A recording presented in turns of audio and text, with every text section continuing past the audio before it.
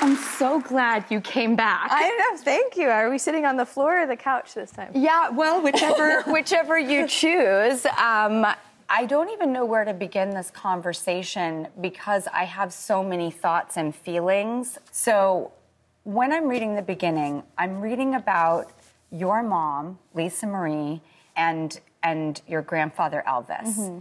Now, I think some reason I've always felt this bizarre cosmic connection to you, which I dared to mention to you, and I had a real nervous, I was very nervous about. I think it's because we look related. I think you could be a Presley or we could be Barrymores, but there's something going on. There's something going on. And my sister looks like you. My little sister, actually, it's crazy. I mean, when she was young, I always told her that you look like Drew Barrymore. When did this hit you? Because people used to tell me that I looked like your mom and then also you, and I thought, oh, no, they're too amazing looking. Why are you saying that? It's weird because I don't see it like when I'm looking at your face, but I like, as a teenager, a lot of times people would say, do you know you look like Drew Barrymore? And I still don't really see it. I think my mom sort of looked like you. Like, there's something going on. But there's my ex-boyfriend, Fabrizio Moretti, who's the most incredible artist, used to call me Elvis because when he would draw my lips, he would say, oh, it's the Cupid's bow. Oh, okay, maybe it's the lips then. Your family is famous for the Cupid's bow. But I didn't know your mom, and I didn't know behaviorally that there was so much alignment. Okay. So when we get into the book where your mom and Lisa Marie, her mom, are now, Elvis is gone, Lisa Marie and, Priscilla are now a 9-year-old and a very young mother. Yeah. This is where I slipped into, oh my God, this is such a universal story, which is, your mom is out there being wild, can't be tamed, and mad at her mom, and her mom doesn't know what to do. Mm-hmm.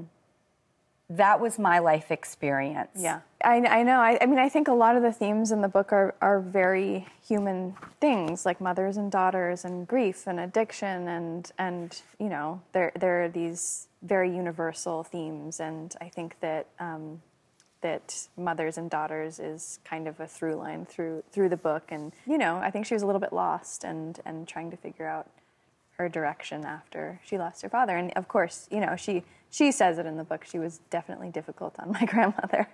I think that was a lot of her childhood and her teen years. I think really until she met my father and kind of decided to have children and get married. And one of the things that really, in your tone, and I'm always watching your tone, there is a lot of forgiveness. Mm.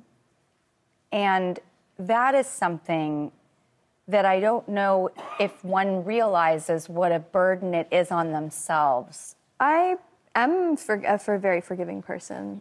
Clearly. I don't really know. I think I just was born that way. And it's something my mom would always kind of... she wrote a song, actually, called Forgiving, that was basically her saying, like, I wish I could be like that. And I do think she carried a lot of sort of,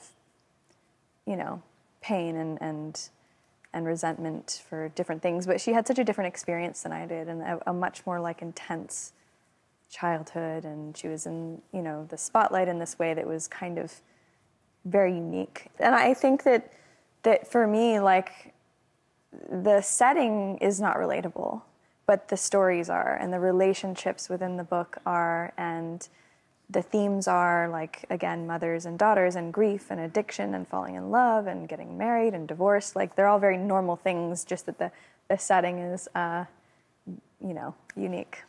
So when she meets your dad, who is this grounding force, it seems, in all of your lives, yeah. Do you think cosmically your mother knew that this is the man I must have children with or a child with, and she did end up having you and your brother because somehow cosmically she knew he might always be there? She did. She said that kind of my whole life. She said, I knew that if I had children with your father, that it would always be okay, which is such a, unique situation. And the way that they were and the way that they divorced for, now they're sort of like conscious uncoupling and like that kind of a thing. But at the time, I don't think that was as common, and they kind of did that. And they stayed together, and they lived together. Yeah, they were divorced, they lived together. He lived with us when my mom was remarried and had other boyfriends. He was in her wedding party, and then they lived together when she died as friends. My mom had a lot of trust issues throughout her life because of the situation she was in, and for whatever reason, my dad, that never came up with him. There was some kind of deeper connection.